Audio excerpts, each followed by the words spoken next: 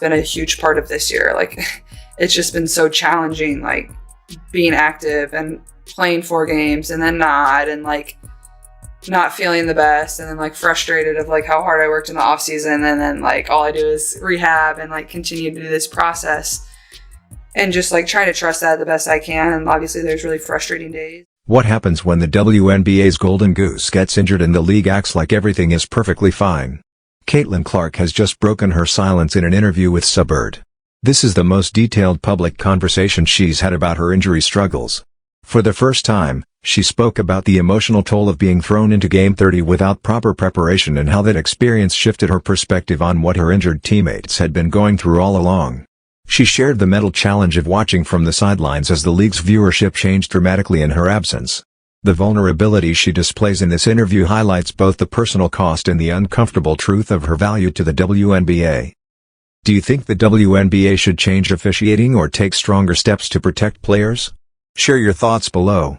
Let's go. There's days where like it's a little bit easier and like you're very, very motivated and like you're close to the finish line of getting back and being back. And then like, it's not like I have a training camp to like build up to like playing my first game again. It's like, no, like you're tossed into Game 30, like go try to play well. Like it's hard. Like it really is. And I think it has given me really good perspective on like what a lot of my teammates and people that teams I've been a part of, like certain people have had to go through. Like I've never been through anything like this. Clark's injury troubles started early and struck without warning, forcing her to face a reality she had never encountered in her basketball career.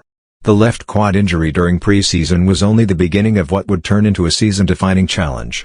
She missed 5 games with a left quad strain from May 28 to June 10, then suffered another setback with a left groin injury that kept her out for 4 regular season games plus the Commissioner's Cup final from June 26 to July 5.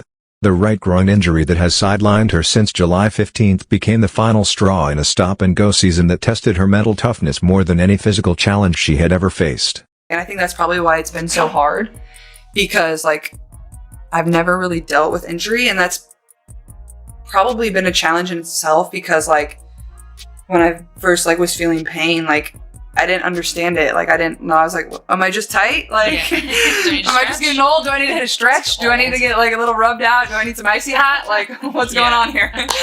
So I think it's been a balance of like understanding my body. And I know like, whether it's this year, whether it's next year, and even throughout my career, I'm going to be very thankful for this moment. The uncertainty ate at her in ways she never anticipated.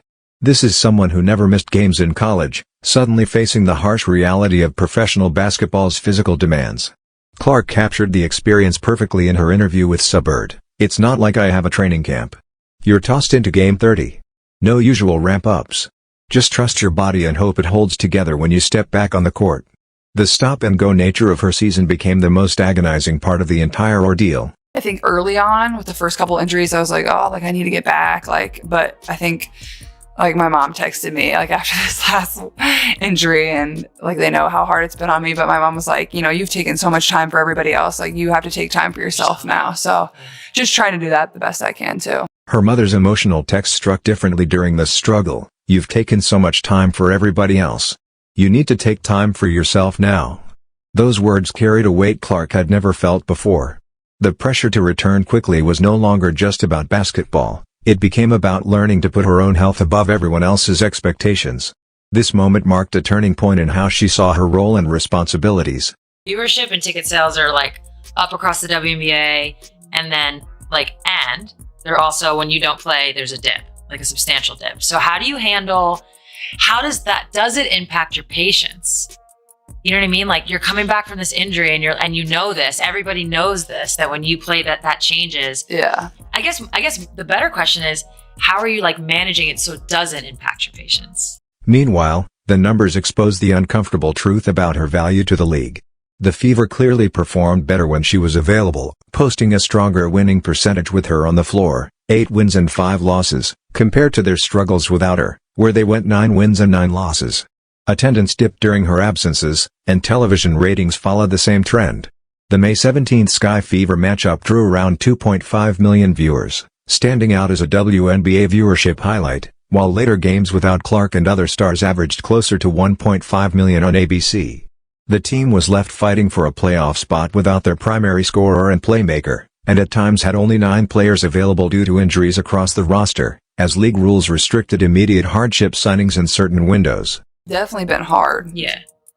Well, like, I'm going to go to every road game no matter what, like whether I'm playing or not. Like, and it's hard because obviously I do feel this like responsibility of like being out there and playing, and like, not that I like think there's like a fear of any of this ever going away. Like, that doesn't happen when like LeBron or Steph get hurt. Like, they're always going to be there. No, like, you they'll know, be back. yeah, exactly. So, but like, you do want to play. Like, you want to give people something to cheer about or scream about, or, you know, people spend so much time and money and resources to come and watch you play. This experience deepened her appreciation for injured teammates and made clear just how much the league relied on her presence.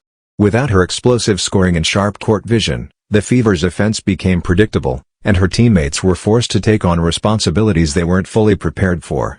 The team's 5th-place standing grew more precarious with each game she missed. But Clark's silence about these struggles was about to break in a way that would catch everyone off guard. It's been cool to like see people continue to show up, and like for my teammates, whether they're like fans of the Fever or just fans of myself, like they're continuing to show up and support. And like, that's why I've been trying to take as much time as I can. Like, I sign autographs for way longer when I'm hurt than when I'm active. Yeah. So, that's never something I like wish for, but like, you know, I still want to make as much time as I can for people and, you know, give them something that they can remember. And when Clark sat down with Sue Bird, the conversation took an unexpected turn that had league executives scrambling. Her candid remarks about officiating revealed a side of her leadership that caught everyone off guard. Sue Bird asked Clark about her sideline coaching during games she missed due to injury.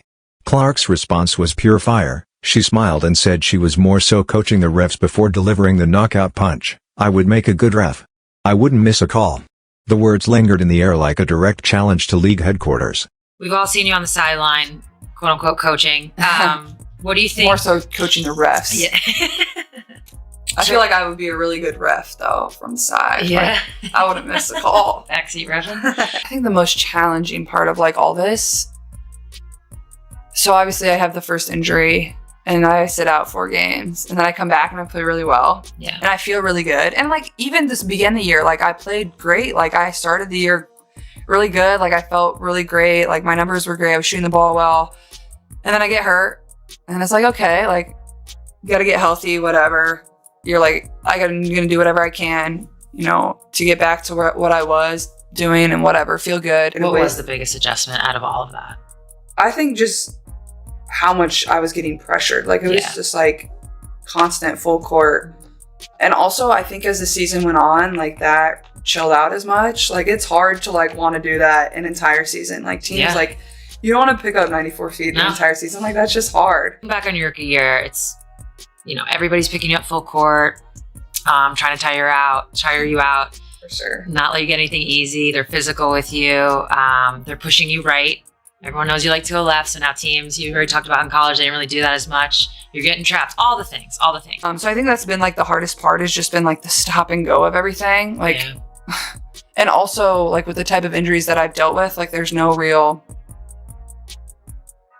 it's not like 6 weeks. All right, you're coming back for the Connecticut Sun game on August all about how you feel in the moment. or whatever. It's like, how do you feel? Like, and even like when I have been back, like, I don't know how I'm going to feel the next day after playing, like when you're dealing with like these type of injuries. So I think just like the patience of dealing with all of that and giving myself a lot of grace and just trying to be the best teammate I can. You know, I think that's also been really good for me too, is like when I do go out before games and like sign autographs and like see all the young kids or fans or whoever's come to the games, like it just like gives me a really good perspective on everything, and maybe gives me a little bit of motivation and just being thankful for everything that I have. Like, and very thankful for like my fans and just the fans of the WNBA, of like how they can constantly continue to support and truly just want the best for me too at the end of the day. Like, you know, I think that's something that's really cool.